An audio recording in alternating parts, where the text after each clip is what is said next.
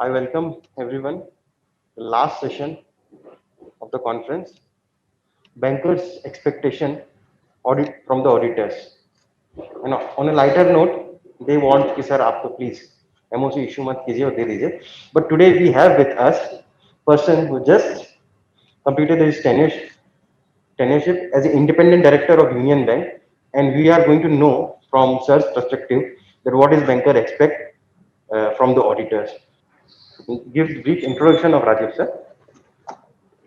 Rajesh sir is a recognized expert on business valuation, banking, corporate finance and strategy, merger and acquisition, restructuring, forest risk management and internal controls.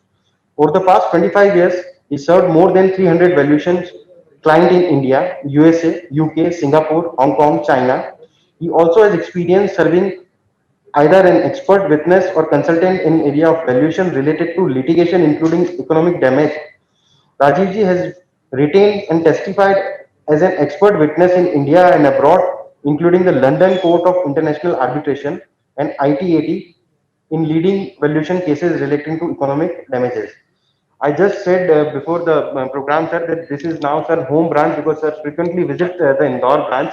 So Rajiv ji is a fellow member of ICI. He served on the board of Union Bank of India from 2018 to 2021 and was chairman of the audit committee of the board and has extensively contributed in the areas of internal control, frauds, and risk management, valuation, treasury management, and customer services practices of the bank. He is also on a board of Machino Plastics Limited, a listed auto component company. He is certified information system auditor, a valuer qualified from the ICI and registered valuer with IBBI. He qualified independent directors exam conducted by the Indian Institute of Corporate Affairs in 2020. He is the founding member of Registered Valuation Valuer Organization RVO recognized by the IBBI.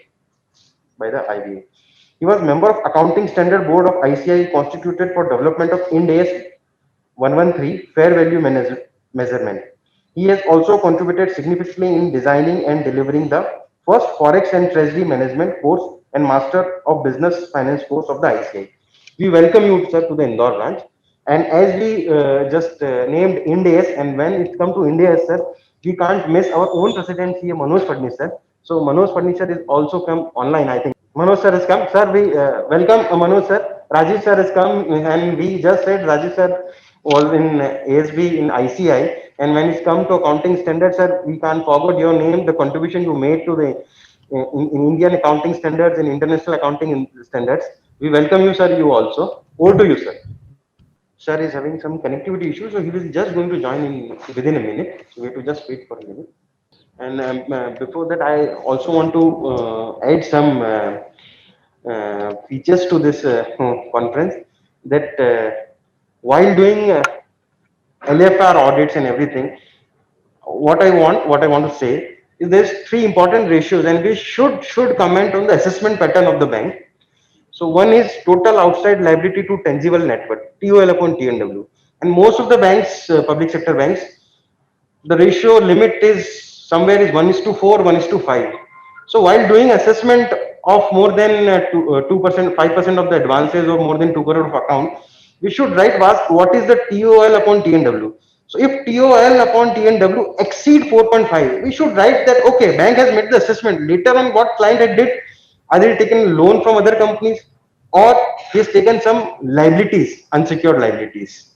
And other is current ratio. So current ratio is 1.13. So if it's a manufacturing concern, or sorry, it's a trading concern, and if the ratio comes below 1.13, you should mark that there is some difference in working capital, because 1.13 is 1.33 is a benchmark. 1.33 is a benchmark for trading concern. And if ratio is below 1.18 in manufacturing concern, we should also comment on that. Either that unit is export unit, then there is margin is requirement 10%. And if it's a listed company, we should see the latest quarterly result of the company and whether bank has made assessment on the latest quarterly result or not. So these input is going to, if you are going to make in report, will add value to the LFAR. Sorry, sir. These are the problems we face when we go because sir is from work from home and he wants to come because of you, but he can't able to connect. So we deeply regret this. And now we will start our session, and I invite Rajiv Singh ji to enlighten with his words of wisdom. Sir. आप सबको बहुत बहुत नमस्कार हमारी तरफ से। मेरे दिल से सबसे पहले पंकज जी, हर्ष जी, नीलेश जी जो अभी है नहीं, और बाकी ऑफिस लीडर है इंदौर के, जो हमें हमें बार बार याद करते हैं। पैंडेमिक में भी आपने मुझे कॉल किया। बहुत खुशी है इस बात को जान के, और इंदौर हमारे लिए एक तरह से अब सेकंड स्टेशन बन गया है। बहुत कभी मना नहीं करते, इवन दो बहुत सारा पर्सनल इशू था। आई केम। थैंक यू वेरी मच जो इस तरफ बैठे हैं फिजिकली। कोविड से आप बाहर निकल के आए, और कोविड के ऊपर मैं बहुत रिसर्च कर रहा हूँ, तो आप कुछ इसके बारे में भी बताइए बैंक ऑडिट के साथ में। और जो लोग अभी ऑनलाइन जुड़े हुए हैं, थैंक यू वेरी मच। आप हुक है, शाम तक रुके हुए हैं। I was just inquiring how many hours bank audit issues have been covered by evening when we are ending. You're all been full of our everything, LFR over, then bank audit over. ऐसे ही होता है ना, जो शाम को sign करते हैं LFR last point cover करते हैं। कई बार तो बैंक वाले आपके लिए LFR के सारे पॉइंट बना के रखते हैं, फाइल पूरा सजा होता है, आपसे पूछते हैं कहाँ पे साइन कराना है बताओ। एंड समटाइम्स यू चेक कि लास्ट ऑडिट में क्या हुआ था, वो कुछ इशू तो नहीं निकला था। If you see that and you sign it, you feel very happy. समस्या तब होती है जब वो कंपाइल होके एसीबी के पास आता है, तो हमारा सरदर्द शुरू हो जाता है कि ये पॉइंट तुमने लिखवा कैसे लिया। Are you getting my point? When I asked the question that how it came, because this was never an issue and you have not resolved it, तो कभी कभी बैंकर्स भी इतने खुश रहते हैं बैलेंस शीट साइन कराते समय, like LFR is treated as a secondary issue. उन्हें कोई फर्क नहीं करता, सर आप 4 दिन बाद दे देना, देयर इज नो प्रॉब्लम, अभी दे देना, ये साइन करके निकालिए। नाउ दैट निकालिए becomes a process, and within that it ultimately gets compiled, and there are a lot of add and drops which happens and comes back to the audit committee, finally gets compiled and goes to the RBI. I'll come back on that issue separately, because that's not the end of this audit. Unfortunately, I think we as a community will have to take a big call. Wherever people in this country or anywhere in the world, something happens to the banking system, believe me, the one who will be blamed first, whose name is auditor. लोग ये पूछते हैं what the auditors were doing, ठीक है, उसका बाद पूछते हैं कि what is the role of accountant, what is the role of management. We can't get away with this. If you think so, I think we are then creating a trouble for our future generation, because then there will be no audit faith, and if the trust is lost, I think we are finished. I've seen that how it's happened and how we are doing that. Nobody is questioning one important point, that within this given time, can you do all these what you're learning? या सिर्फ classroom में पढ़ने के लिए? You have a huge list coming up. This I call this as a standardized method of doing auditing. समझ रहे? Box tick basis. The biggest risk in auditing today is the thinking process of auditors all gone, and we are all simply going and ticking, and we are guided by that. This is what my list is, this is what you have got, so many forms, so many details to sign, but nobody talks about the time given within that. You will be happy, you want to finish it, and you are finishing. What will happen then tomorrow when the problem will come up? Then आप निकल के आते कहते हैं कि भैया इतने समय में आपने इतना काम करवाया, तो ये सब तो छूटेगा ही। This is a trouble happen. And if you, all of us, believe me, if all of us cannot at this stage of the time, because country like India, forget about foreign country, where we are a bank driven society. If the bank moves, the society moves. And that's the reason why we have to keep the bank floating. In COVID, if you survive, only because the bank was doing well and they could help you. And with the technology and details, I'll come back on those issues separately. So the first important thing is that, if you ask my opinion, I'm not comfortable with the time frame which is available with you. Nobody questioned this. Everybody is taken granted. Even I tried at ACB level to relax this. Not a single auditor came out and said that, sir, I need extra time. Correct? Within this process, if you want to look at, because I'm giving the perspective what we discuss at the ACB and how it goes to the RBI, I'm responsible, or anybody else who's sitting in my place would also be equally responsible to the Reserve Bank of India. And of course, people like us who have been appointed by the government, You're also responsible to the largest shareholder and the depositors and the shareholders, those who have put money into the banking system. You're equally responsible to so many people. First important point I'll ask you, are you enjoying service audit? तो youngsters को थोड़ा देखिए कितना stress में रहते हैं. And if you're not enjoying, this is a problem. This is our problem. That we have not made people to enjoy this job. And why we are not enjoying? Because of this standard checklist basis of learning. The same guidance notes applied to a bank which is under PCA. The same guidance note applies to a bank which is under the severe problem of the systems and practices and the processes, and also a bank which is a good bank. We don't want to change it. We are always going with the same, medicine, as if that all strain of coronavirus is the same, and one Covishield will be fine, will apply. They are also thinking of doing some variation changes based on the kind of disease we face. मैंने आपको इशारा दे दिया. I don't want to take name of the bank. How you should approach the audit? Given this, assuming that these people are not going to allow you a time, this is also is a good game. अभी आप देख रहे हैं waste Bengal में बहुत एक शब्द famous हुआ है, खेला हो गए. तो ऑडिट में कहां खेला हो गए? The biggest problem happens if you look at the bank balance sheet. There are three types of big risks. Reserve Bank of India is moved on to risk-based auditing. Am I right? That is how they control the whole banking system, and that is what they expect from us to be delivered there. But what we are doing is not a risk-based auditing. Risk-based auditing is, in simplest term, is a process whereby we are allocating our resources within that time frame, right? Where there is a maximum or highest potential of risk. Is there any understanding of the auditor about the risk which they are doing?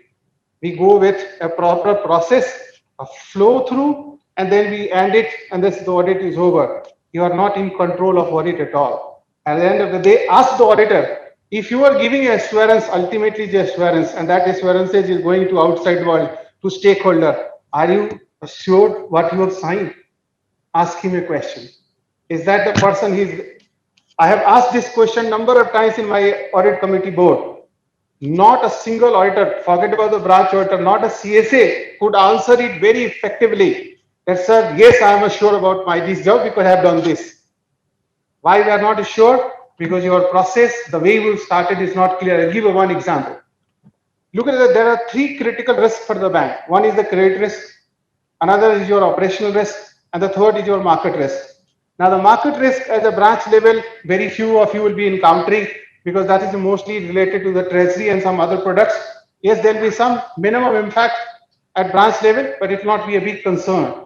Your entire focus of auditing goes to warrant something called as a credit risk, right, sir? You focus there only. NPA classification, whether right or wrong, and you put your whole time and staff and etc. And how do you try to go through in 4 or 5 days or 3 days? If you have got 3 branches, 3 days. That's the maximum 10 days. And if you have got 2 branches, maybe 4 days, depending upon who has got what, right? The resources you are sending to a branch, if the branch is risky, how do you know the branch is risky? By the time audit is over. तब वहां से किसी का call आएगा partner को कि ये branch तो बहुत रिस्की था. The first important thing, have you ever checked up before entering into the branch that what was the risk rating given by the bank internal risk rating team? Is the medium level branch risky? Is the branch is high risky? Is a very high risky? Is a low risky? That is their own classification. And that own classification is not a perfect document. I'm very witness to that, because in my bank I've changed this process. Even one fraud is found in a year, the entire year that branch will remain under the very high risk category. Very few banks in the Indian system, they follow it. Your audit should start right from there. You first know that what is the risk level the branch is. So therefore, a risk-based auditing would require that branch should require the best possible the resource person. आपके team में जो सबसे बढ़िया है वहां जाना चाहिए. But तो टीम कैसे बढ़ती है? जो बढ़िया लोकेशन होगा, आसपास और पूछ लेते हैं कहाँ घूमने का हो सकता है, उसके हिसाब से वो आदमी वहां जाते हैं. Not based on the branch, not based on the riskiness of the branch, because we don't know. We have absolutely no idea about that. Your entire audit planning will go haywire, because you are doing a very standard thing, and that is not giving me assurances. I have no assurance on the LFR which comes in because you have not seen it. It was written with the bank. You only signed it. And I can give you ample proof of this. I have got the detail available with me where they hardly people even verify. Sometimes the language written in LFR is as if it is written by the management. आप सलाह देते हैं कि ये अभी है, अगले साल तक ठीक हो जाएगा. आप कौन होते सलाह देने वाले? You are there as a auditor, your responsibility to observe and report. Correct.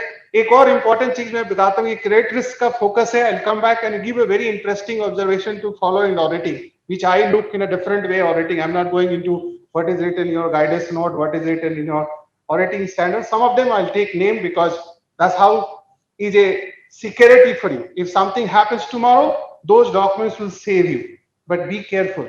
There are two auditing standards. One talks about those charged with governance and the management. And the one auditing standards which talks about those charged with governance. आप में से मेरे ख्याल से मैं उम्मीद करता हूँ यहाँ पे ज्यादातर लोग ब्रांच ऑडिटर हैं, दो हुक भी हैं वो ब्रांच ऑडिटर है. मेरा पहला क्वेश्चन है, those charged with governance को आप क्या रिपोर्ट करते हैं?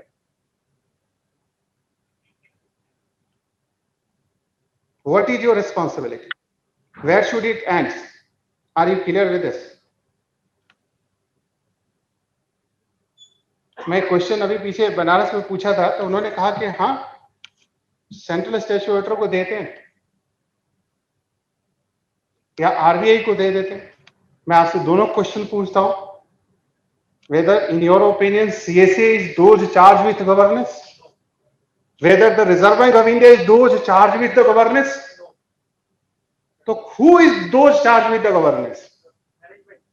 No. Then there cannot be two auditing standards. One standard is for those charged with the governance and management, and the one is only for those charged with the governance.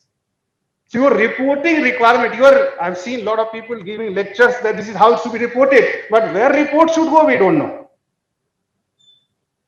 इतने 3 साल board पे रहने पे सिर्फ पुणे के एक charter accountant ने मेरे को एक बार ऑडिट कमेटी चेयरमैन को एक लेटर लिखा था. अब समझ गया आपको, आपका दो चार्ज विद गवर्नेंस आपका कौन है? अल्टीमेटली आपके लिए बोर्ड है. Please appreciate that. मैनेजमेंट का इन्फॉर्म कर देना is not and. Yeah, this is not your end. If you are giving, it's fine. Your responsibility ends because you are appointed by the ACB, right? It is a subcommittee of the board. So the board has entrusted a responsibility to the ACB. If you inform to the ACB, the job is done. I'm not saying that everything should be reported to the ACB. Everything you write in LFR should be reported to the ACB. Every observation of yours should go to the ACB. The one which you understand is a critical one. Are you reporting to the ACB? Answer is no. Are you then complying with the accounting standard? Those charged with the governance? आप एक बार जरा पढ़ लीजिएगा दोबारा auditing standards. आज जरूर पढ़िएगा खोल के. आप तो बहुत सारा एक चेक लिस्ट सब बना लिया, बट अभी यही क्लैरिटी नहीं है where it should be reported. लिख के तो देखिए. वो इंडिपेंडेंट संस्था है. That is how the governance will improve sir. Unless we improve the governance in the banking system, the trouble is now what is happening. Please appreciate that. Auditors effectively are being appointed by the management, right?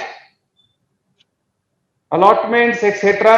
मैं उसके बारे में बोलूंगा नहीं कैसे हो रहा है, आपको भी पता है. And you are reporting maximum to the management only. Now management filters it out and gives back to the ACB whatever they want. Everything remains in the process. Do you think that you have discharged your responsibility of that auditing? या तो आप में से audience में से those who are listening me across India जहां भी बैठे हैं, if you tell me that for you means the branch auditor there is a separate auditing standard and that does not apply to you, then I am fine. आप ये कह दीजिए कि हमारे लिए ऑडिटिंग स्टैंडर्ड्स वो हमारे पे लगता नहीं है. I am not responsible to those charged with governance. I will not report anything there. So this is the one serious missing point. जिस क्रेडिट रिस्क के ऊपर आप सबसे ज्यादा काम करते हैं, अब उसकी स्थिति समझ लीजिए. मैं बता RBI is hellbound. In fact, I can tell you, last 1 year, that document will not be accessible to branch auditors. It's accessible to CSA. Is a risk assessment report. RAR उसको बोलते हैं. That is a very important document. Through that, ACB, the regulator, and CSA and the whole system gets connected. You are an extended arm of ACB, right? So all these things are compiled and then passed back to the RBI, and RBI asks number of questions on those issues. उसमें से एक बड़ा issue सारे बैंकों में चल रहा था, that the classification of account, which is what I'm first focusing on credit risk. Give you a little bit idea about this risk thing, how it affects the bank's performance. You must know that. Then probably your auditing techniques will change. And what we are making errors also, I'll tell you. Because it's a closed door environment we can discuss. I may be wrong, you can correct me. That's I'm talking based on my experience, seen thousands of auditors, reviewed their work and suggested them and made sure wherever possible within the system to make corrections. What RBI asked that it should be comprehensively automated system. So you cannot automated system does not mean that you have a separate software for classification of NPA and then you have a Finacle system or any other accounting package separate. If it is all integrated coming through the system, it is a automated system and it was part as a very critical high risk segment within every bank RAR. I'm just sharing with you.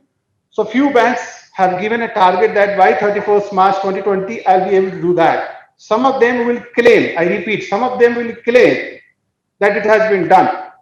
So what you will go and see then, when you go into the branches, if you ask that ये classification का document कहाँ से है, वो बोलता है system का है ना, हमने कुछ नहीं किया, ये एकदम बिल्कुल ठीक निकल के आता है, आपके पास भी टाइम नहीं, you don't know it, what you do then, आप उसको लेके बिलीव कर लेते, ठीक है, उसके बाद में कोई जूनियर्स है खुद सबसे पहले पूछते हैं बड़ा नाम बताओ कौन कौन सा अकाउंट है, that's how you select the sample. किसी नाम में आपका इंटरेस्ट होगा, किसी नाम में ब्रांच मैनेजर का इंटरेस्ट होगा, अगर वो फाइल भी उठा लोगे तो फाइल उठाने नहीं देगा, अगर उठा भी लिया इतना डिले करेगा तब तो आपका टाइम ही खत्म हो, या फिर उस आदमी को छुट्टी पे भेज देगा जो उस फाइल को देखता है, बाकी लोगों से पूछो बोलो कि उसकी तबीयत खराब है, और आजकल तो बहुत बढ़िया बहाना है कोविड, आप समझ गए ना, आप खुद नहीं जाएंगे उसके पास, नहीं भी होगा तो बोल देगा कि कोविड हुआ है, आप जाएंगे नहीं उसके पास. So therefore, the one which they do not want to show you, you will never get it. The one which you want to say, आपके पास उन फाइलों की ढेर लगा दी जाएगी जहां पे कोई समस्या नहीं होगी, और इस तरह से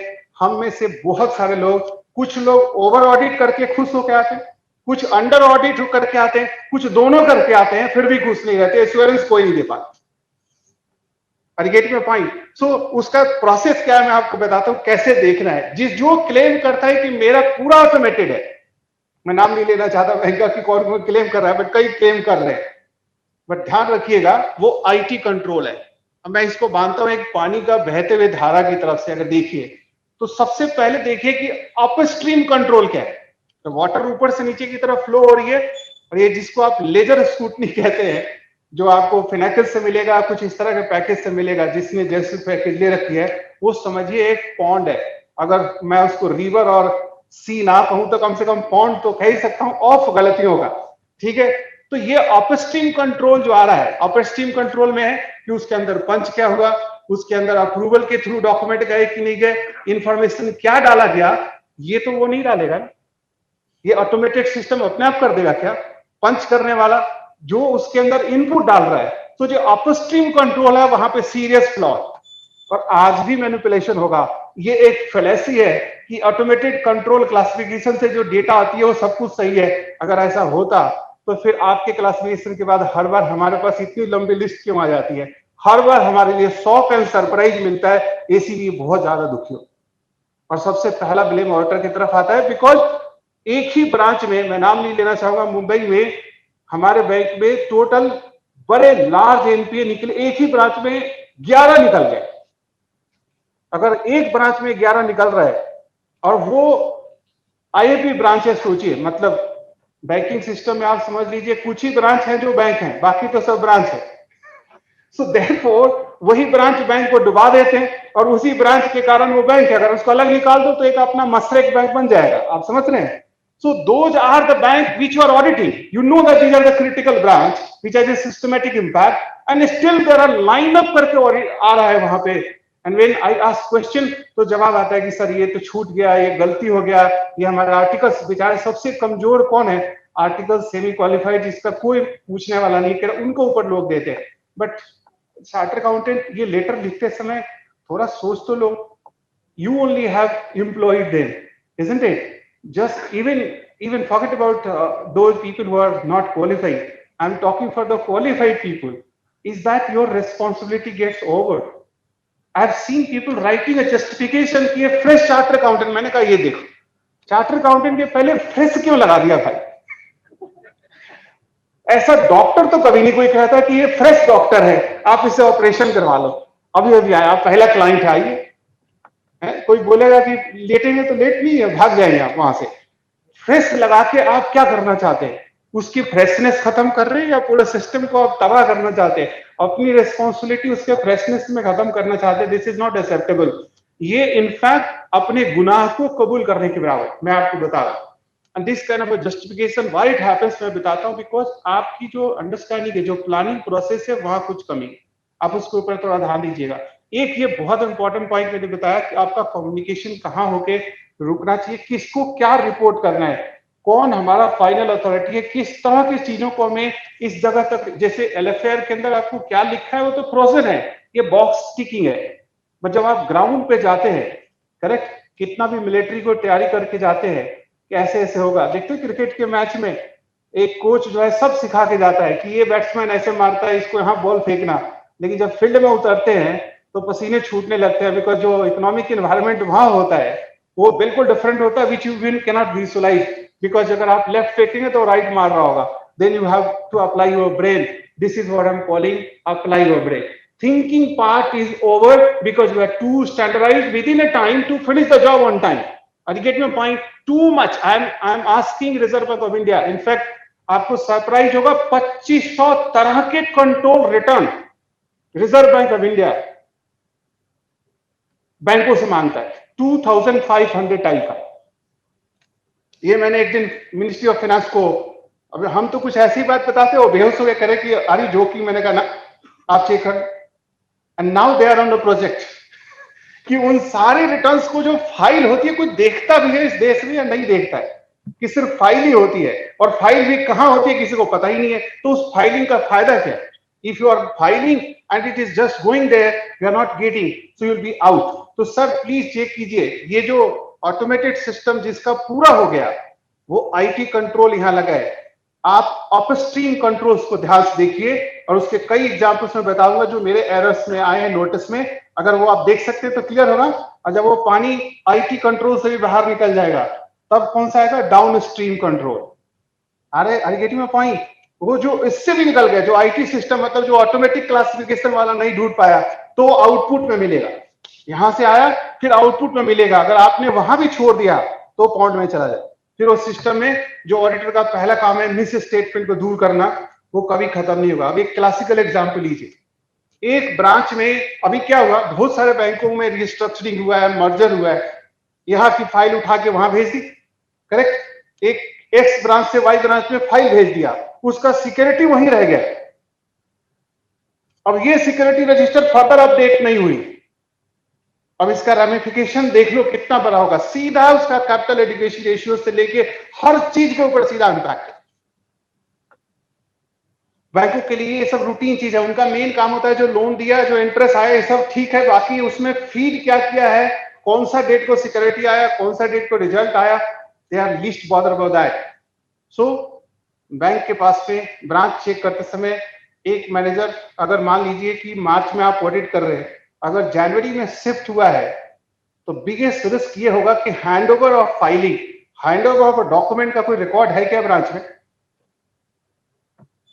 और अगर बीच में भी हुआ है तो ये बहुत बड़ा एक इंटरनल कंट्रोल चेक है। बिकॉज बहुत बार जब एक ऑफिसर शिफ्ट होकर दूसरी जगह जाता है, उस समय ये प्रोसेस इन रहता है to check that whether all those documents are in place, and if you are not checking, which effectively means that issues can carry on for long, and उसी कारण से आपको बहुत सारे फ्रॉड लेटर और निकल के आते हैं। मैं आपको फ्रॉड की तरफ खींच के ले आऊंगा, बिकॉज फ्रॉड से मिस स्टेटमेंट होता है। प्लीज ध्यान रखिएगा। हम में से जितना मर्जी कोशिश कर लें, हमने भी पढ़ा है, आपने भी पढ़ा है, किसी से भी सीए से पूछो, इनफैक्ट जो ऑडिट करता है और जो नहीं करता है, कि फ्रॉड की रिस्पॉन्सिबिलिटी किसकी है, हम क्या कह देते हैं? मैनेजमेंट की है, करेक्ट। और बहुत बढ़िया बात है, अच्छी चीज है। हम अपने में डिस्कस करते हैं, पढ़ते हुए एग्जाम में मेरे ख्याल से कोई स्टूडेंट ऐसा लिखेगा नहीं तो नंबर भी नहीं आएगा, करेक्ट। लेकिन आपने कभी सोचा कि जिस मैनेजमेंट के ऊपर आप विश्वास करते हैं कि वो फ्रॉड का एक्सपर्ट है और फ्रॉड की ट्रेनिंग लिया हुआ है पकड़ने का, तभी तो उसकी रिस्पॉन्सिबिलिटी को प्रॉपरली डिस्चार्ज करेगा कि वो रिस्पॉन्सिबिलिटी को डिस्चार्ज कर भी रहा है या नहीं कर रहा है। तो वो तो सबसे बड़ा रिस्क है। आप फ्रॉड इवेल्युएट कर रहे हैं and you are not evaluating the capability of a person on which behalf you are saying that this fraud is not there and is a management responsibility. ये एक सीरियस प्रॉब्लम है। मैं उस input की तरफ आ रहा हूं। जो जो चीज आपके लिए अपस्ट्रीम रिस्क में आएगा, सबसे पहला आता है वैल्यूएशन रिपोर्ट। इसका 3-4 फेज में प्रॉब्लम है। पहला, आपका अकाउंट जिस दिन सैंक्शन किया वहां भी रिपोर्ट आई होगी। उसके बाद अगर अकाउंट चली गई एनपीए में, चाहे वो किसी भी स्टेज पे लगा हो, सब स्टैंडर्ड स्टेज हो, डाउटफुल स्टेज हो, लॉस स्टेज तो खैर छोड़िए, वो तो बैंक वाला खुद ही कह दिया कि लॉस हो गया, तब उसमें कुछ रहा नहीं। लेकिन जो ऊपर के स्टेज पे है, वो सब जगह वैल्यूएशन रिपोर्ट से बैक होनी चाहिए। अब आप इसको कैसे चेक करेंगे? How many people you know that the people are aware about this valuation thing in the banking system? अभी मैं पीछे जिस दिन मेरी रिटायरमेंट थी यूनियन बैंक से, and when I was coming back from airport, I got a surprise call from State Bank of India, Pankaj. Right? And the guy was heading this your recovery department. बोलता है, sir, you have to give me 1 hour's time. Right now. मैं कहा, right now I'm traveling from Nariman Point to Mumbai airport. कह रहा, please, on the way, 1 hour to train my people. I did that. After that, I got 3 more calls. Do you know what level of people they were getting trained? AGM and BGM level people. The biggest trouble is hardly people know that every bank has got a valuation policy. आप में से कितने लोग audit करने जाते हैं? कहां LFR में देखा, कौन सा ऑडिट चेकलिस्ट में लिखा है कि पॉलिसी को पहले देखना जरूरी है? वो क्यों जरूरी है सोचिए, वो ब्रांच वाला भी नहीं पढ़ता है। This is the biggest problem in this country. In sitting in the boardroom, I can only create a policy. The auditor's role, the second role of the auditor, apart from the stopping misstatement, is to ensure that those policies which are being framed by the management is also implemented at ground level. ये आपका काम है देखने का। अब उस policy में क्या लिखा हुआ है, स्टेट बैंक का, यूनियन बैंक का मैं बताता हूं, बाकी का आप चेक कर लेना। हर बैंक की अपनी पॉलिसी है। हमारे बैंक में कितनी पॉलिसी थी? 200 पॉलिसी थी। आपके एक भी आइटम उठा लो फाइनेंशियल स्टेटमेंट का, every item will have some linkage with some policy. अब आप पूछें कि आपके branch head, zonal head, regional head कहीं यहाँ दिखाई नहीं दे रहे, कई लोग मिले थे उनसे, वो पढ़ लेते हैं सब लोग, उनका कहाँ टाइम है पढ़ने का? वो तो कहते हैं ऑडिटर का काम है। ऑडिटर से पूछो तो कहता है मालूम है उसमें क्या लिखा हुआ है। वैल्यूएशन पॉलिसी में लिखा हुआ, पहला सुन लीजिए, बैंक में 3 तरह के वैल्यूअर है। पहला वैल्यूअर है जो रजिस्टर्ड वैल्यूअर है, जो 247 कंपनीज एक्ट के अंदर रजिस्टर्ड आरडीबीआई के साथ है, land building, SFA, plant machinery category का है। दूसरा ऑडिटर जो है, वैल्यूअर जो है, वो वेल्थ टैक्स के अंदर रजिस्टर्ड है, करेक्ट। और तीसरा जो कहीं रजिस्टर्ड नहीं है लेकिन उसके यहाँ रजिस्टर्ड है, कोई पहले से काम कर रहा है, वो भी है। So there are 3 types of people. Now these 2 banks which have referred you, they have the policy which very clearly says that you should always give preference to IBBI registered value. Why? Because there are 2 layers of scrutiny within the system. One, the RBO scrutinizes their work, and the second, the IBBI. So therefore, there will be a more control over their preferences. Have you checked that whether the registered valuer has signed the report? Second, एक और problem system में, जो surface के अंदर अगर आप देखिए जो डीआरटी के केसेस है, अब इन्होंने ये 247 अमेंड कर लिया, वहां नहीं अमेंड किया, वहां आज भी लिखा हुआ है कि वेल्थ टैक्स के अंदर जो रजिस्टर्ड वैल्यूअर है वही वैल्यूअर होंगे। So these guys can not go there. Union Bank of India, State Bank of India, valuation policy says right that you should give preference to registered valuer for other routine valuation except for the DRT valuation because that is exclusive domain on that. But रुकिए, यहाँ एक बड़ा समस्या है। अगर कोई registered valuer, अगला question क्या चेक कर सकते हैं, जो मिनिमम आप चेक कर सकते हैं। आई am not going and saying you go and set like a valuers does a review. In fact idea तो वही है, प्राइवेट कंपनी में क्या ऐसा होता है क्या? Yes, because you are ultimately giving assurance, because based on that valuation reports, or please believe me, some provisioning would be done in the balance sheet, and that ultimately getting affected too. Some fraud would be also, masked based on those valuation report. आपका जो point वहां लिखा है सबसे important कि क्या उसने कोई वैल्यूएशन स्टैंडर्ड फॉलो किया, ये वेल्थ टैक्स रजिस्टर्ड वैल्यूअर तो कोई वैल्यूएशन स्टैंडर्ड फॉलो ही नहीं करते। वो कहते हैं जी हमें तो मालूम नहीं है, बट बैंक की वैल्यूएशन के पॉलिसी कहती है कि हमारा वैल्यूएशन स्टैंडर्ड आईबीएस है। अब आपने ऑडिटर का देखा नहीं, उस इनपुट को आपने एक्सेप्ट कर लिया, कल अगर वो फ्रॉड पकड़ी जाती है, केस लगती है आपके यहाँ, how you will defend? I fail to understand. ये अपस्ट्रीम रिस्क है, मैं उसके अंदर और नहीं जा रहा तो उसके आगे क्या होता है। So you have to understand all these things are written in the policy. So the one critical policy I give an example is that about the input. Similarly, securities के अंदर जो क्लासिफिकेशन है, और एक और बड़ी इंटरेस्टिंग चीज आई है मेरे ख्याल से, आप सब लोग चर्चा करते हैं, मैं थोड़ा सा आपको डिटेल में कर देता हूं। अब वो ये है कि अब सिक्योरिटीज को प्रॉपर्ली क्लासिफाई करके टैंजिबल और इनटैंजिबल सिक्योरिटीज को रखना है। अगर आप प्रॉपर्ली नहीं करते हैं तो it has a serious impact on your capital education requirement. Bank क्या करते हैं, और ऑल्सो समटाइम्स फॉर प्रोविजनिंग, जितने भी इंटैंजिबल एसेट्स है, जैसे आपके पास राइट्स है, लाइसेंसेज है, रिजर्व बैंक की पॉलिसी कहती है कि ये सारे सिक्योर्ड नहीं, एक्सेप्ट सम एनएचआई के प्रोजेक्ट्स में some different exceptions they have given, they are calling as these are the secured one। But एक चीज जो मेरे माइंड में ज्यादा स्टक होती है, जो आपको हर ब्रांच में मिलेगा, याद रखना चाहिए कि जो पॉलिसी सिक्योरिटी सिक्योर्ड मान रहा है, अगर वो आपके लिए एक छोटा पॉइंट हो सकता है, but it has a serious implication as far as bank is concern. This is a serious operational risk if a person is not properly inputting this data into the system, and serious operational risk is not coming, because उससे operational risk आगे और बढ़ के जाएगा if I have not seen those policy part clearly। I get your point। So ये चीज अगर आप रिव्यू के समय में बैंक को देखते समय में नहीं पकड़ा तो आप गलती हो जाएंगे। सिस्टम का क्लासिफिकेशन जो है उतना ही सही होगा जितना उसमें हमने इनपुट डाला हुआ है। अब आइए सिस्टम से निकला हुआ आउटपुट, अब उसको कैसे पकड़े, अब उसका तरीका मैं बताता हूं।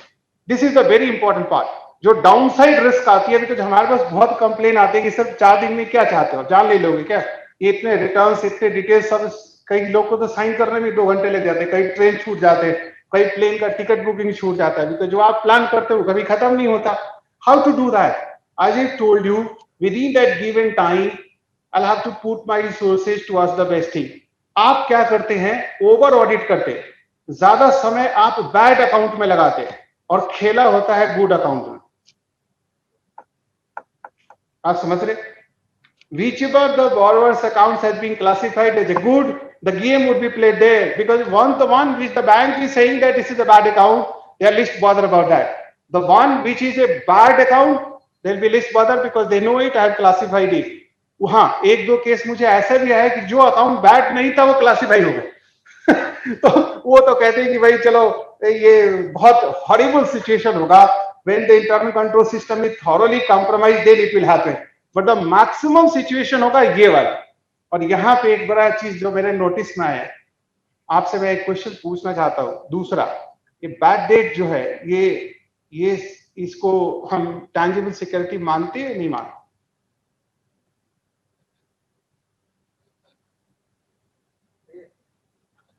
चलिए पहले मैं बोलता हूं कि डेट के अगेंस्ट में मैंने लेंडिंग किया, ठीक है, वर्किंग कैपिटल का पार्ट में, चाहे वो किसी भी तरह का हो। Is that tangible securities? Yes no? है? ओके। सो आप कह रहे हैं कि जो रिसीवेबल्स है वो टैंजिबल सिक्योरिटी है। क्रेडिटर्स की बात नहीं कर रहा हूं, जो मैंने सामान बेचा, जो मेरे रिसीवेबल्स है, वो टैंजिबल सिक्योरिटी है या नहीं, बिकॉज ये आपको रिपोर्ट करना है। करेक्ट है या नहीं है? वहां पे अब बैंक ने कैसे लिया, अब डिटेल में थोड़ा सोचिए। अभी कल परसों का आपने मिनिस्ट्री का देखा होगा, कंपनी एक्ट के शेड्यूल में क्या बदलाव किया है। मतलब वो कह रहे हैं कि आपको जो डिस्प्यूटेड है उसमें भी गुड और बैड ढूंढिए। अब मुझे तो ये नहीं समझ में आ रहा कि अगर कोई डिस्प्यूटेड है तो वो गुड कैसे होगा? वो तो मैनेजमेंट ही हमेशा गुड करेगा कि डिस्प्यूट तो है, लेकिन डिस्प्यूट कौन करेगा? जो देने वाला है। लेने वाला तो मैंने आज तक देखा ही नहीं कि कभी डिस्प्यूट करेगा। तो एक ही आदमी डिस्प्यूट कर सकता है, देने वाला। हम ये कह रहे हैं कि डिस्प्यूटेड है लेकिन फिर भी गुड है, तो गुड कौन बोलेगा? तो जिसका लेने वाला तो हमेशा ही नई कैटेगरी में डालेगा, disputed but good, disputed but bad तो कभी डालेगा ही नहीं। आप देखिए उस पॉलिसी में एक समस्या है। अगर आप रिसीवेबल है, ध्यान से सोचिएगा, इन्वेंट्री आपका सिक्योर्ड गुड्स है कि नहीं? सिक्योरिटी में आता है कि नहीं? लगता है आता है, लेकिन ध्यान रखिएगा वहां पे भी इंश्योरेंस होगा तो वो सिक्योर्ड, क्योंकि अदरवाइज तो इन्वेंट्री कभी भी गायब हो जाएगा, आपको पता नहीं चलेगा। तो इसलिए बैंक हमेशा प्रपोजल में, सैंक्शन लेटर में क्या लिखता है कि इसका इंश्योरेंस कराइए, सो वो सिक्योर्ड बनता है। रिसीवेबल के केस में भी इंश्योरेंस की व्यवस्था है इस कंट्री में, बट कोई नहीं कराता, बट फिर भी हम इसको सिक्योर्ड बोलते हैं। क्या कंडीशन लिखा है ध्यान से पढ़िएगा, आप सब लोग सोचिए इसके बारे में। 90 डेज या 180 डेज, और जो सैंक्शन लेटर में लिखा है और जिसके ऊपर डीपी कैलकुलेट हुआ वो सब का सब सिक्योर्ड है, विच इफेक्टिवली मींस कि अगर मैंने डीपी कैलकुलेशन में गलती कर ली तो इसका मतलब वो गलती सिक्योरिटी रिपोर्टिंग में भी होगी, और ये मस्ट है, ये आप ऑडिट करके साइन दे रहे हैं। अब इसका आप ऑडिट कैसे करते हैं सुन लीजिए।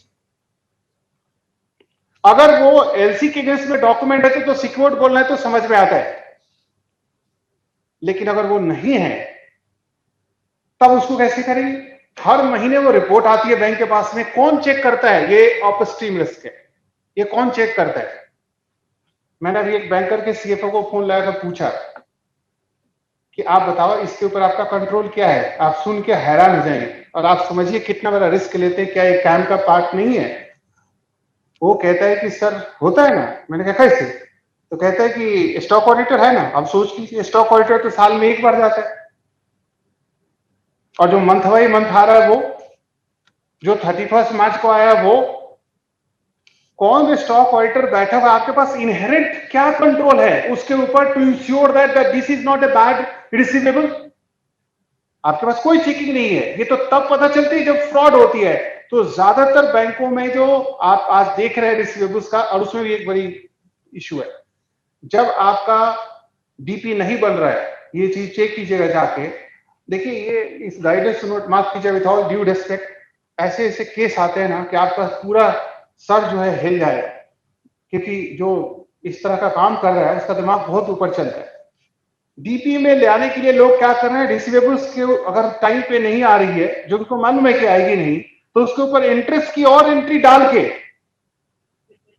गेटिंग पॉइंट, उसका ऊपर अकाउंटिंग एंट्री भी कर लेते, इनकम भी रिकॉग्नाइज कर लेते, रिसीवेबल्स को बढ़ा भी देते, गेटिंग पॉइंट, और फिर भी डीपी के अंदर पार्ट में बोलते और आपसे कहलवाते हैं कि ये देखो हमारा क्लोजिंग सर्कुलर में लिखा है कि something which has been consider for the DP purposes and should be consider as a tangible security. ये कितना बड़ा फ्रॉड है। मैं तो बहुत बड़ा मुद्दा उठाया रिजर्व बैंक के साथ में। आप सोचिए, लगाइए थिंकिंग माइंड, चार्टर अकाउंटेंट के पास है। You tell me, are you concern with this और नॉट? कल को वो जो अनसिक्योर्ड, सॉरी, जिसको आप सिक्योर्ड बोल रहे हैं, कल को उस कंपनी को कुछ हो जाता है तो आप कहां लाइन में खड़े होंगे? आप बताइए, कौन से लाइन में आप खड़े होंगे? सिक्योर्ड क्रेडिटर्स या अनसिक्योर्ड क्रेडिटर्स के लाइन में खड़े होंगे? कहां खड़े होंगे? बैंक कहता है कि हमारे पास राइट टू रिसीव है, absolutely fine, I agree with you, but where will you stand up? और हम सब और क्या बोलते हैं, पब्लिक क्या सोचती है टैंजिबल सिक्योरिटी के माने में? मतलब जरा बताइए मुझे, what is the meaning to the tangible security in the eyes of the common man? वो तो सोचते हैं लैंड बिल्डिंग होगा भाई, और हम लैंड बिल्डिंग खोजने चले तो बोला ना लैंड है ना बिल्डिंग है, ये तो रिसीवेबल था और 600 करोड़ का था। अभी एक फ्रॉड आया है, इसलिए मैंने सोचा आपसे इसके बारे में थोड़ा चर्चा कर दूं। इसमें पूरा सिस्टमेटिक फेलियर है, and this is the problem of what we have with tick box technique, where we fail to apply our mind. We never question what is there. We don't tell the people that this is how it should be corrected. This is the problem of the society. एक तरफ तो IBC में कहते हैं कि unsecured creditor है, यहां कह रहे हैं कि टैंजिबल सिक्योरिटी, तो आप उसको कहिए कि सिक्योरिटी है, but don't tell it is a tangible security. If at all you want to say something else, but don't say it is a tangible security, because it is a misleading. पहले तो मुझे यही doubt लग रहा है कि वो security है या नहीं है, बिकॉज अगर वो किसी एलसी डॉक्यूमेंट के अंदर नहीं है और आपने अगर डीपी निकालते समय गलतियां कर ली, तो उसको फिर ले जाके आप कहेंगे कि भैया ये सिक्योरिटी है बिकॉज हमने इसके ऊपर डीपी दिया हुआ, डीपी देते समय ही, और उसके ऊपर कंट्रोल क्या है? कुछ भी नहीं। एक ही पॉइंट। दूसरा जो है, and this is another very grey area, very shocking दो, इंक्लूडिंग लिस्टेड कंपनी, जितने स्टॉक ऑडिटर्स के रिपोर्ट्स आते हैं अगर आप वहां देखेंगे, अभी तो खैर मिनिस्ट्री ने उसी के ऊपर ये सब चीज मैं भेज चुका हूं, आप देख रहे हैं जो हो रहा है कहीं ना कहीं। कंपनी के अंदर सैप है, लेकिन वो बैंक को जो इन्वेंट्री का जो डिटेल देता है, जो रिसीवेबल का डिटेल देता है, वो एक्सेल सीट में देता है। अब आप समझ सकते हैं कि उस एक्सेल सीट से आए हुए डिटेल का क्या रिजल्ट है। एक कंपनी कहती है, लिस्टेड है, कहता है कि मेरा 1000 करोड़ का करंट एसेट्स है और बैंक को हमने 800 करोड़ दिया है, तो अच्छा किया है। Would you accept that this kind of argument? 31st मार्च का डेटा ऑडिटेड वर्सेस वेरीफाइड, मतलब बुक से जब चेक किया गया तो 800 करोड़ थी, जबकि उसकी, तो मैंने कहा कि भाई मैं तो उल्टा सोच रहा हूं, तुम्हारा डीपी के लिए तुम कह रहे हो कि 1000 की जगह पे मैंने 800 दिए, तो मैंने बैंक को अच्छा किया। मैं कह रहा हूं फिर तो उस पूरे फाइनेंशियल स्टेटमेंट पर मुझे डाउट हो गया, जहां पे आप जो चीज 1000 की है उसको आप 800 कह रहे हो, तो बाकी क्या क्या होगा आप समझ रहे हैं। इसी कारण से इस सॉफ्टवेयर का बारे में बात किया जा रहा है। ये रिस्क जो है बैंक के लिए सबसे सीरियस है। मैंने जितने अपने टेन्योर में जितने भी फ्रॉड इन्वेस्टिगेशन किया, सबसे बड़ा रिस्क निकल के आया स्टॉक ऑडिट से। उसमें दो बातें, एक स्टॉक ऑडिट का वैल्यूएशन पॉलिसी, ये सब क्विक फायर आप चेक कर सकते हैं। स्टॉक ऑडिट का वैल्यूएशन पॉलिसी जो उसके एनुअल रिपोर्ट में लिखा है, जो बैंक को दे रहा है और जो वो करता है, इन तीनों को मिलाएंगे सब अलग अलग। अभी एक लिस्टेड कंपनी में WIP को फुल प्राइस पे वैल्यूएशन करके बैंक को पकड़ा। बैंक का स्टॉक ऑडिट का पूछो, एसीबी में इस तरह की चीजें डिस्कस होती है, फ्रॉड इतनी बड़ी आती है तो हम क्या डिस्कस करें बताओ।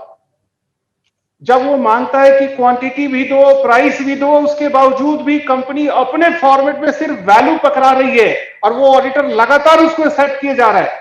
सारे auditor, I am not saying कि एक्सटर्नल ऑडिटर्स ही रिस्पांसिबल है, all of them are getting accepted. This is all of stream risk, जो आईटी का कंट्रोल से कभी कंट्रोल नहीं हो सकता। ये क्लासिकल इंडियन रिस्क है जिसको आपको समझना पड़ेगा। आप अगर बैंक ऑडिट करते हैं, कोई अगर फॉरेनर्स को यहाँ ऑडिट कराने बुलाओ, वो पूरी तरह से पागल होकर चला जाएगा, बिकॉज उसको कुछ समझ में नहीं आएगा वो कह रहा है। These, because they will go by the document, here every document will be ready। आपको क्या लगता है जो सबसे इंटरेस्टिंग चीज मैं आपको बता रहा हूं, जो अब आइए जरा आउटपुट के ऊपर। हर बैंक के ऊपर अगर आप फिनेकल के अंदर जाएंगे, और ये मैं आपसे अब पब्लिकली बोल रहा हूं, कई लोग सुन भी रहे होंगे, इन्फोसिस वाले मेरे से नाराज हो सकते हैं, बट आज ये सच में बता के रहूंगा।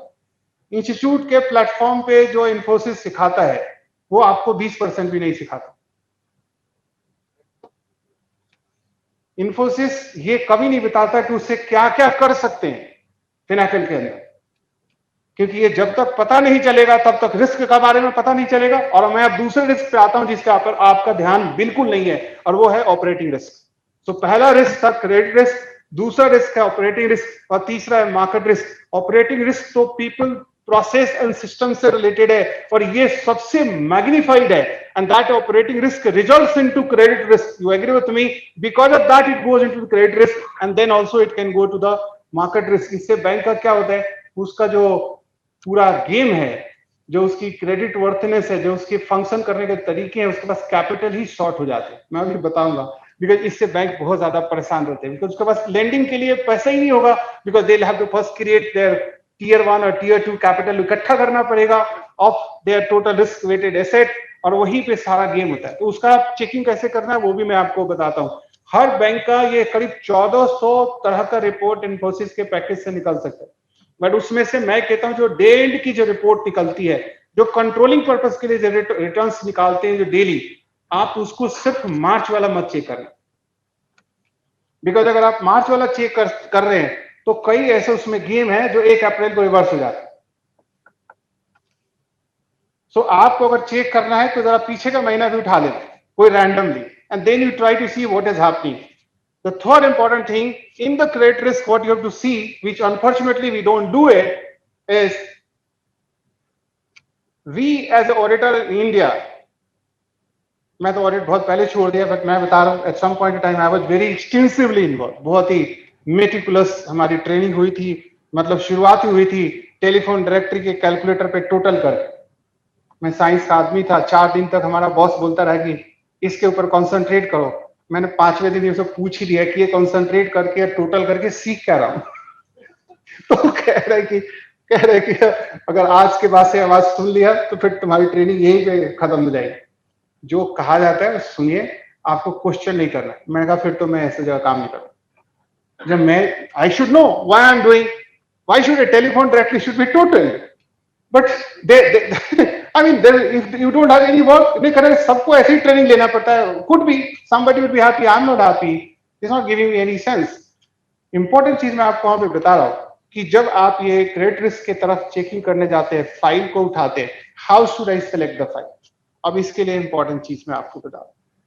हम लोग we are so much focus on detailed auditing, जिसमें आप वाउचर पिकिंग कहते हैं, फाइल पढ़ते। सर मैं आपको सल्यूट करूंगा पब्लिकली, नेक्स्ट टाइम अगर पंकज जी मुझे बुलाएंगे पब्लिकली, कि अगर आप उस गिवन टाइम फ्रेम में, जो बताया ना, जो टाइम फ्रेम, जो गिवन टाइम फ्रेम है, उसमें आप सारी फाइल, आपका सारा दफ्तर का लोग भी लग जाए, सारी फाइल पढ़ लेंगे, सारे डॉक्यूमेंट। एक तो उनकी फाइल ही इतनी बेतरतीब तरीके से लगी होती है पब्लिक सेक्टर बैंक में, कोई सीक्वेंसिंग आपको नहीं मिलेगा। अगर सीक्वेंसिंग होती भी है तो मार्च के पहले ही उसको खराब कर देते, जिससे कि वो पढ़ने वाला इसमें उतना उलझ जाए कि बाय द टाइम आप कंक्लूजन निकाल के ले जाएंगे, चीफ मैनेजर या एजीएम और डीजीएम जो बोले ये क्या लेके आया, तो ये खत्म है, ये दिस इज रॉन्ग, ये अगला पेपर पकड़ा देगा आपको कि अभी अभी आया।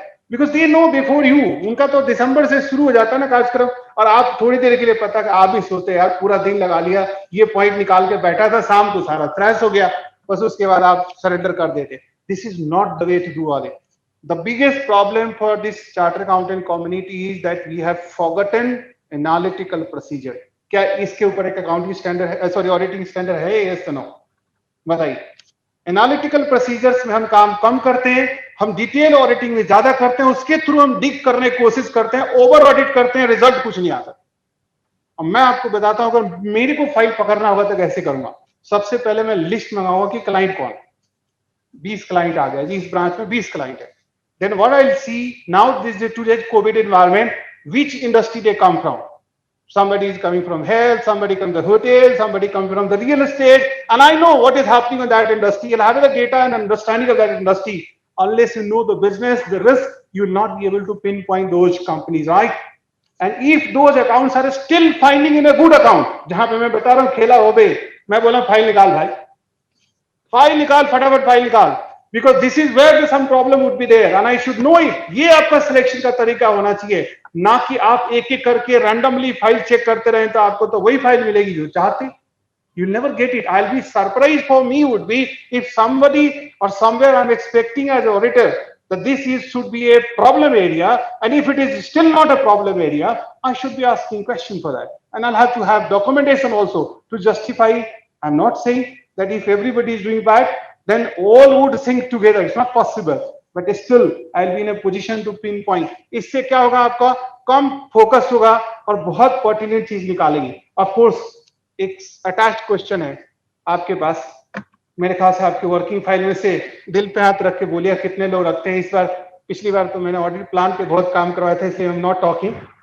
मेटेरियलिटी का ऊपर दो तरह के मेटेरियलिटी बनाने आते, performance materiality, right, balance sheet level की मेटेरियलिटी, और ट्रांजैक्शनल, इनफैक्ट थर्ड भी।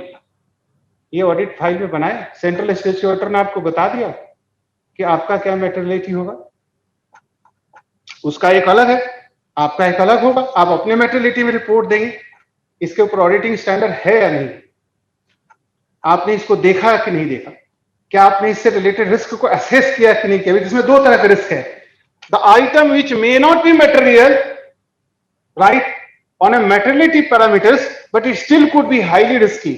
लाइक एक ब्रांच में 1000 एग्रीकल्चर अकाउंट में फ्रॉड हो गए। Are you getting my point? So therefore, I'll have to look for those concentration issues separately. Whether you have created a file, understood the balance sheet size, and based on that you have found out that this is a problem age.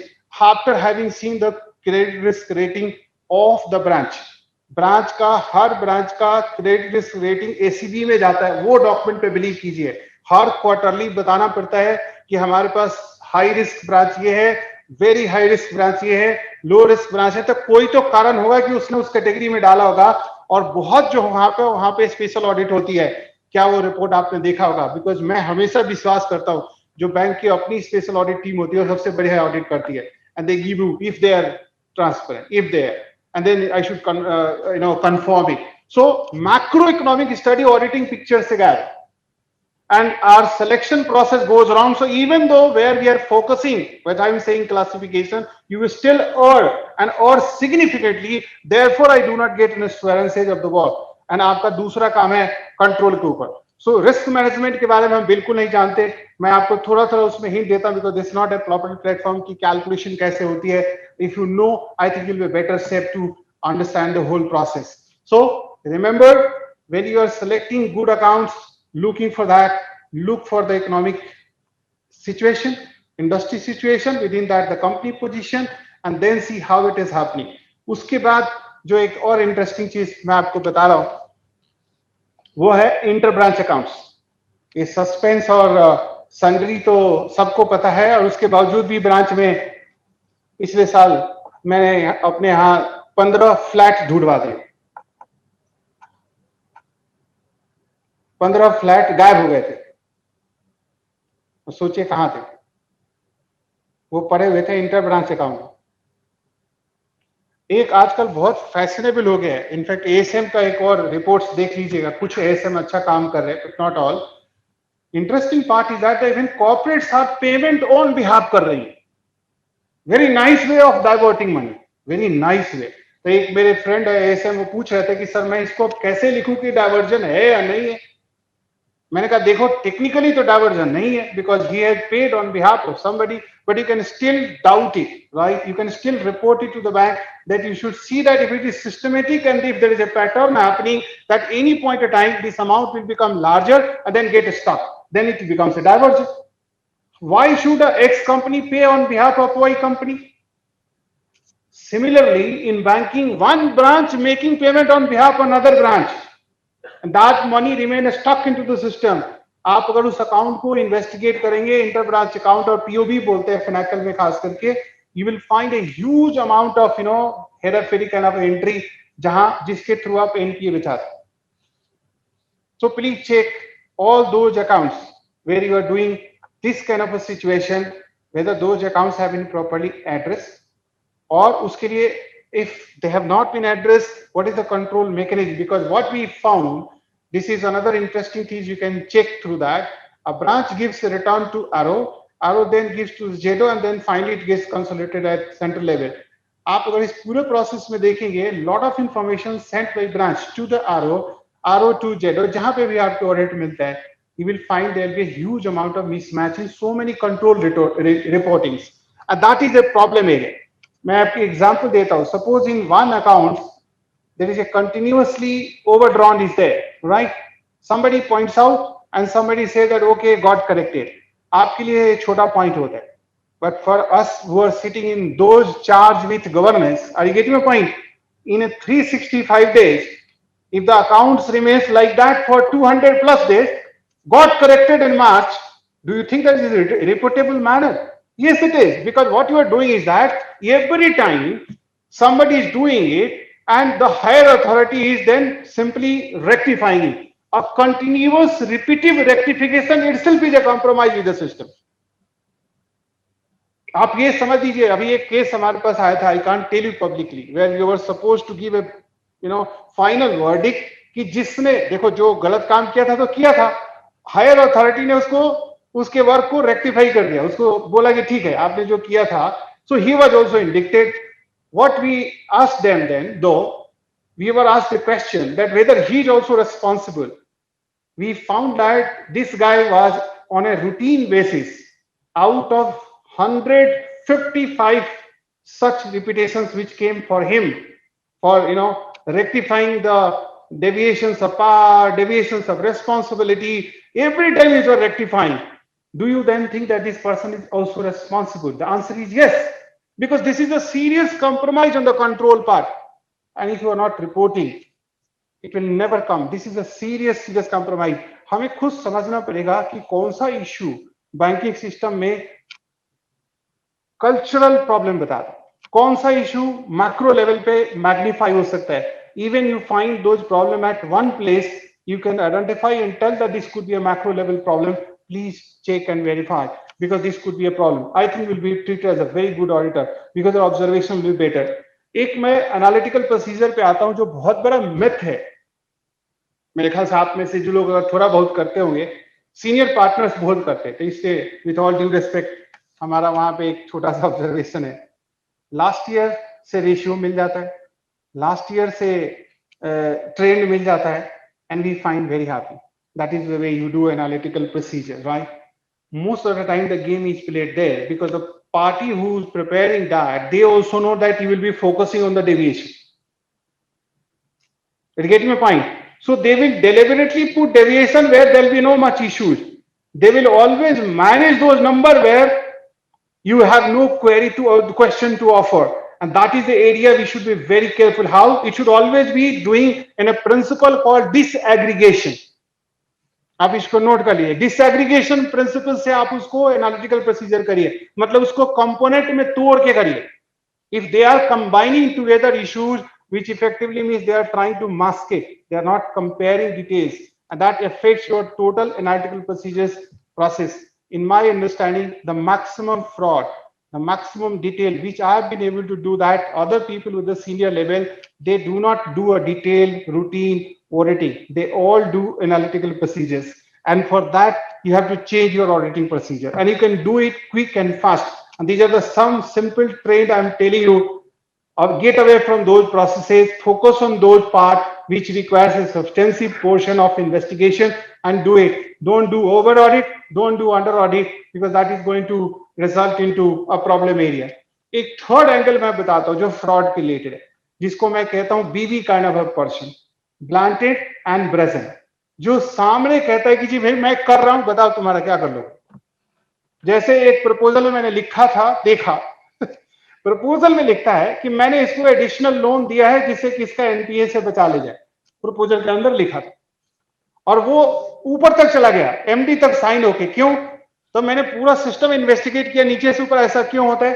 तो जो 100 page की proposal नीचे बनती है, credit officer जो scale 2 का officer बनाता है, वो सीधा एमडी तक अगर जाने वाला होगा तो वहां तक भी 100 पेज में ही जाता है।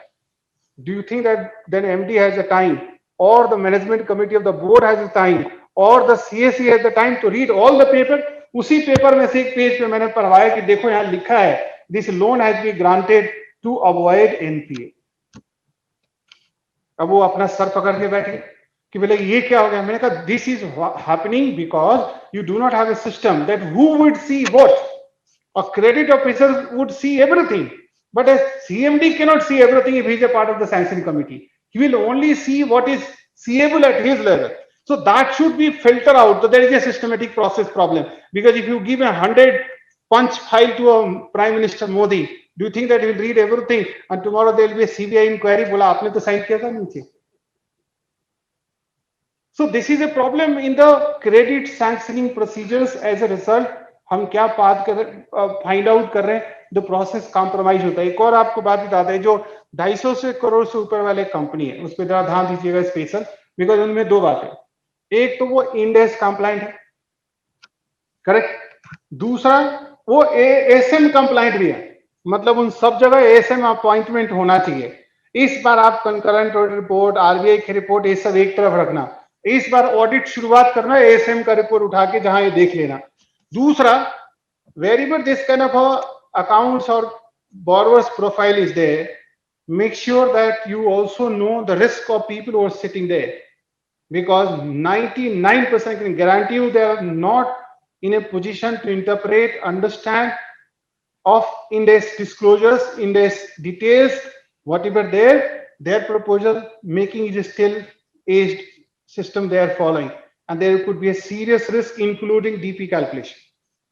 90% cases will find errors in the calculation of DP because they have no understanding how and what is the meaning of the items which are appearing in the index compliance balance sheet. तो आप जहां पे भी audit करने जा रहे हैं, index वाले रिलेटेड इश्यूज को पक्का कवर, बिकॉज ये सीए के लिए आगे का आपको काम भी मिलेगा। Because if you can point it out them, right, तो बोलेगा कि सर ये तो हमें आता नहीं है। तो जब आता नहीं है तो you have to then tell them and then help them out in the whole system. Big clients, they'll have the ASM system running. 90% of the ASM reporting are worse than concurrent audit report. मैं उनकी फी के बारे में नहीं बोलूंगा, आप सबको पता है कि किस तरह से लोग कर रहे हैं। They are charging even less than even a concurrent auditor would charge. which effectively means they're compromising, but they're supposed to give a comprehensive detail about everything, including diversion of fund, including all risks. I will be the last person to look anything else except the ASM report, because that is going to give me a quarterly basis, continuous basis information. तो पहले तो list बनाओ कि जितने भी account ASM audit के लिए eligible थे वो पहले एएसएम दिए गए कि नहीं दिए। दूसरा, आप चेक कीजिए कि एएसएम की पॉलिसी क्या है बैंक की, कब किसको अपॉइंट करना था। किसी बैंक में लिखा है कि सिर्फ 4 ही एएसएम अपॉइंट होगा पूरे सिस्टम में, क्या उसने किसी 10 को अपॉइंट कर दिया इकट्ठी?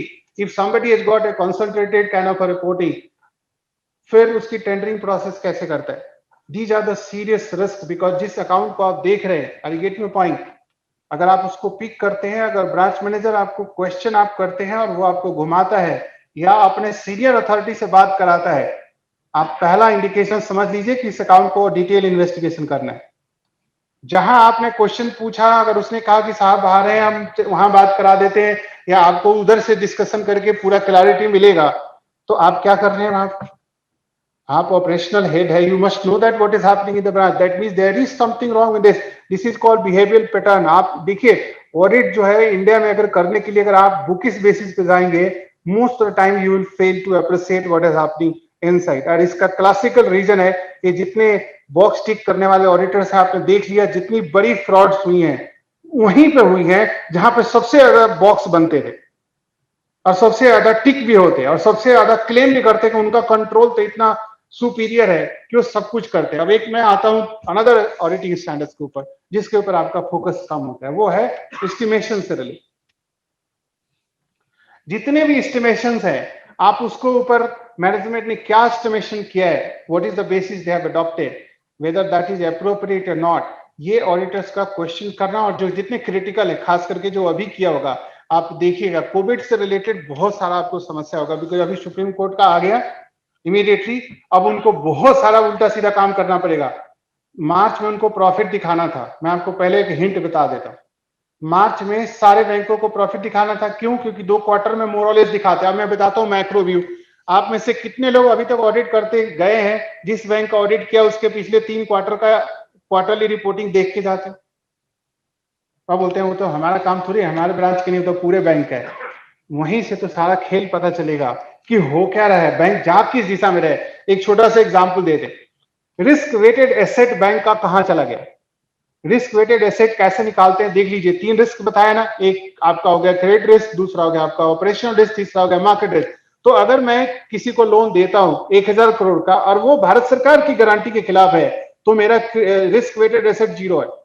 मतलब उस एसेट के ऊपर, उस लैंडिंग के ऊपर मुझे कोई कैपिटल रिक्वायरमेंट रखने की जरूरत नहीं है। I am not suppose to keep, which effectively means bank तो बहुत खुश होगा। अब आप देखिए किस बैंक का गले पे तलवार लटक रहा है, किसका कैपिटल एडिक्वेसी रेशियो बिल्कुल नेक टू नेक है, तो वो क्या कर रहा होगा सर बताइए? वो पूरा ऐसा कुछ काम करेगा कि 31 मार्च को उसका रिस्क वेटेड एसेट जो है वो कम से कम हो। और कम से कम होने के 2 तरीके एक तो बीवी तरीका है जो बता दिया कि मैं बदमाशी करूंगा, और वो बदमाशी क्या है, मैं क्लासिफिकेशन ही गलत कर दूंगा। करेक्ट? तो ये चेक करने का काम क्या ऑडिटर का। अगर आप सोचते हो कि कई बार ये क्लासिफिकेशन सिर्फ एनपीए से रिलेटेड नहीं, ये तो बहुत बड़ा मुद्दा है, बैंक का दुकान बंद हो जाएगा।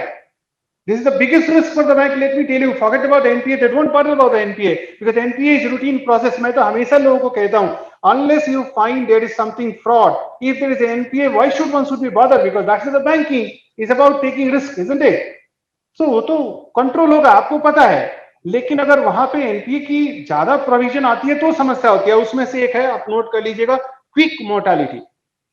क्विक मोर्टालिटी कहां पे? क्विक मोर्टालिटी का मतलब 12 महीने के अंदर कौन सा अकाउंट एनपीए हो गए, वो सिस्टम कहां है? कई बैंकों में एमसीबी में सिर्फ जाते हैं। गेट में पॉइंट, क्विक मोर्टालिटी का रिपोर्टिंग सिर्फ मैनेजमेंट कमेटी बोर्ड में होता है, एसीबी में होता ही नहीं।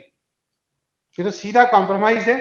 अगर आपके ब्रांच में कोई क्विक मोर्टालिटी का रिपोर्ट बनता है, आप उसको बना के एसीबी के चेयरमैन को लेटर लिखो, ये अकाउंट जो है क्विक मोर्टालिटी होता है, इसमें अकाउंटेबिलिटी फिक्स करें, क्योंकि वो बहुत जरूरी है। ये सिस्टम पे सीरियस कॉम्प्रोमाइज है और आप उस अकाउंट को डिफरेंट ट्रीट करेंगे। वो नॉर्मल एनपीए नहीं है जहां पे अकाउंट इमीडिएटली एनपीए हो जाता है। और वो भी अगर मान लो कि एक ब्रांच मैनेजर वहां था यहां आया, फाइल भी साथ साथ चल के आ रहा है, वो तो serious risk.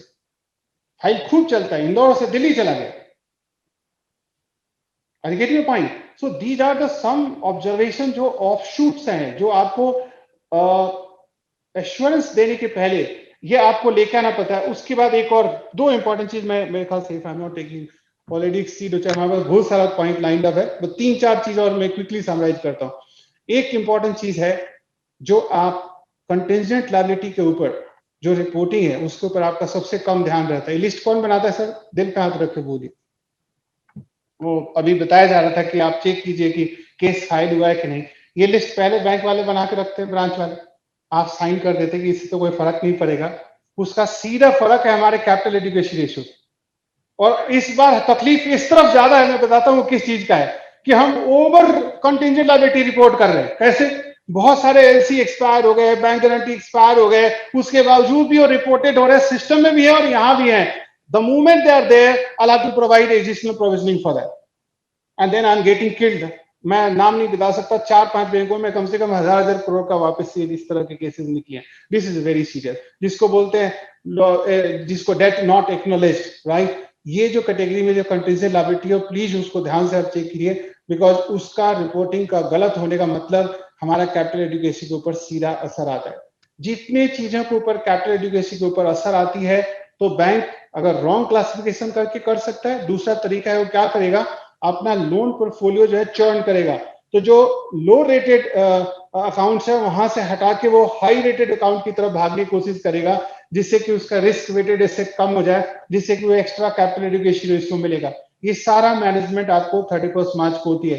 Your planning should be there, you should track it quarter by quarter, कि 3 क्वार्टर में क्या किया है, पिछले साल क्या किया था, और देन एंड में आपको पता चलेगा कि मार्च में क्या होने वाला है। You will be able to find out those client, will be able to design your thing. The next thing I'll summarize for the another policy, very important policy, outsourcing policy, जिसका आपका इनकम स्टेटमेंट के ऊपर बहुत serious impact है। Outsourcing policies में बहुत बार ऐसा देखा गया कि पॉलिसी एक्सपायर हो जाता है, उसके बाद भी ऑडिटर उसको टिक करके खर्चे लेके आते हैं। डबल रिस्क है उसमें। एक, अगर पॉलिसी एक्सपायर हो गई है तो हमारे कॉन्ट्रैक्ट खत्म, कई कॉन्फिडेंशियल इंफॉर्मेशन, बिकॉज आजकल बड़े सारे फिनटेक कंपनी आपने देखा है ऑन बोर्ड है, and there are so many other suppliers branch level पे भी अवेलेबल रहते हैं। If those are there properly in terms, they are getting classified और नॉट। एक और इंपॉर्टेंट अकाउंट है जिसको ऑफ अकाउंट बोलते हैं, ऑफिस फर्नीचर एंड फिक्सचर्स। ये अकाउंट का रजिस्टर, इसकी अकाउंटिंग, इसका कंट्रोल, इसके ऊपर खूब हेरा फेरी होता है। So these are some very special thing जो मैं आपको बता रहा हूं, जो अंदर जाके आपको देखना पड़ेगा, because if you are not able to see that, जैसे कि मैंने बताया आउटसोर्सिंग का, आउटसोर्सिंग में एक और इंपॉर्टेंट चीज आपको देखना पड़ेगा, हर बैंक की अपनी आईएस पॉलिसी है, इंफॉर्मेशन सिस्टम पॉलिसी। तो आउटसोर्सिंग की जो कॉन्ट्रैक्ट है, जिसको एसएलए बोलते हैं, सर्विस लेवल एग्रीमेंट, वो सर्विस लेवल एग्रीमेंट में किसी बच्चे को बिठाओ जो थोड़ा सा लॉ भी अच्छा समझता हो, that see that if there is synchronized or there is a serious gap happening, that could be a big risk for the operational risk for the bank in future. What is written, how it is to be done, उसके खिलाफ indemnity clauses है कि नहीं, ये सब चीज reportable है, जो हमारे पास टाइम नहीं मिलता। ये बहुत इंपॉर्टेंट चीज है जो आपको वहां पे देखना चाहिए, और सब्सटेंसिव है, इसका इम्प्लीकेशंस बहुत ज्यादा है जो कवरेज के अंदर है। अगर आपको नोटिस होता है तो प्लीज बताइए, बैंक बहुत बार खुश होता है। ऐसा मत मान के चलिए कि आपका ऑडिट चला जाएगा, नहीं जाएगा सर, आपका 3 साल तो 4 साल जो भी है बचा रहता है। And why should we worry about something which I can't control it? I should only control what I can control, which I have to report. That is reportable thing, जो हमें रिपोर्ट करना है। तो ये एक मुद्दा था। एक और है अनहेज फॉरेन करेंसी एक्सपोजर, राइट। इसके ऊपर आप देख लीजिए, हर बैंक को सर्टिफिकेट मंगाना होता है कि कितना अनहेज फॉरेन करेंसी एक्सपोजर। आप सोचते हो कि क्यों मंगाता है, उसका पेनाल्टी बैंक भुगतता है। आरबीआई पॉलिसी के हिसाब से अगर बैंक जो है कस्टमर को प्रोडक्ट बेच के उसको हेज नहीं करवाया और वो अनहेज वहां रिपोर्ट हुई है, तो उसके ऊपर फिर वो रिस्क के लिए उसको उतना एक्स्ट्रा अपना कैपिटल इकट्ठा करना पड़ता है, which is a costly exercise. So therefore you should make sure that this process is in proper control and it is getting done in the whole game, otherwise we'll make error. So मेरे ख्याल से I think we should conclude. There are number of issues, but anyway I'll have to conclude here because we have already exceeded more than scheduled time, so 45 minutes. So thank you very much. At the end, those who stayed from the bottom of my heart, thank you very much. I hope you'll be doing and taking flag of CA in your hand. More thinking, less detail and voucher type audit, more on analytical procedure. Focus, your people will enjoy. Why I'm saying your left brain start working if you are doing analytical procedure. Last में मैं सिर्फ बोलता हूँ और bank audit should not be treated like a a stomach catching kind of a flu. You should enjoy it, and that enjoyment will only come if you go become more analytical. और आप अच्छे creative चीज निकाल के ले आते हैं, आपको भी सेटिस्फेक्शन मिलेगा. पैसे तो बाद में मिलेगा, बट सेटिस्फेक्शन ज्यादा मिलेगा. This is what I have discovered in my understanding. Given time, the best recovery or discovery is possible only through analytical procedure. So focus, change the audit plan program to focus on that. And if you are not successful, I'll meet next time. Thank you very much.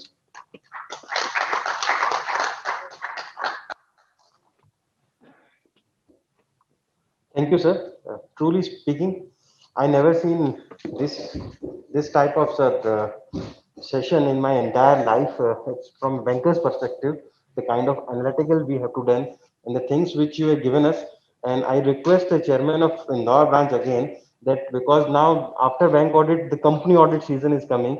There also India's requirement, accounting requirement, and the way, sir, you given us your experience, I think that will help us in those seminar also. So we will again like to invite you in future also because actually started opening our left brain already. When you are telling that these are the things happening in banks, we never thought that these are the things which is also happening in bank, like valuation. You given three type of valuations required. Wealth वाला valuation जो है वो अगर दूसरा valuation आपको कर देता है तो kind of risk bank is having.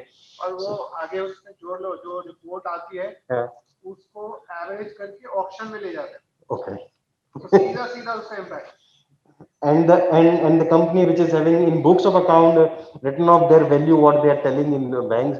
So these are the loopholes which is our moral responsibility to see and to report.